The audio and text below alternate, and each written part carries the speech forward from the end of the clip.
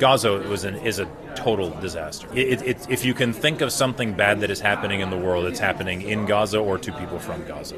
The things that I saw there that really stood out or really impacted me and made me realize what's actually going on were a few. Number one was the malnutrition and starvation, which is deliberate. That's perfectly obvious. Even American senators are giving speeches saying that it's deliberate.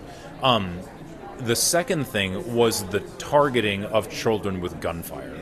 That I was not expecting to see. Actually, I knew how many children had been killed. I knew about the massive killing in general, but I just assumed it was all from bombings. But that doesn't explain children getting shot in the head.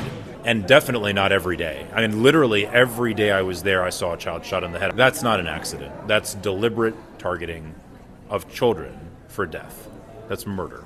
That is not something that my government should be supporting. That the United States government should not be funding this. Benjamin Netanyahu famously said, "If the Americans cut off arms, then we'll fight with our fingernails." Okay, good. You go do that. Go enjoy fighting with your fingernails. Leave my bombs and my guns and my money and my prestige and my government and my people out of it. That's what I would say. I've seen a whole spectrum of injury patterns inflicted by Israel on Palestinian civilians in Gaza. The injury patterns I've seen most consistently are things like crush injuries as a result of Israeli airstrikes on homes. Between 60 to 70% of those injured and those who make it to the hospital are actually children. I can tell you that I have seen injuries that indicate deliberate targeting of children and deliberate targeting of civilians. So I've seen things like gunshot wounds to the abdomen of children, to the chest. I have documented evidence of gunshot wounds to the extremities of babies. Your priority is saving civilian lives and minimizing civilian casualties, then your responsibility as an American citizen is to advocate for an arms embargo against Israel. I think this is a no-brainer for the American political elite, whether you're a Democrat, whether you're a Republican, Green Party, Libertarian, it does not matter. The right thing to do is to stop arming Israel. Genocide. Noun. The systematic killing of substantial numbers of people on the basis of their ethnicity, religion, political beliefs, social status, or other particularities.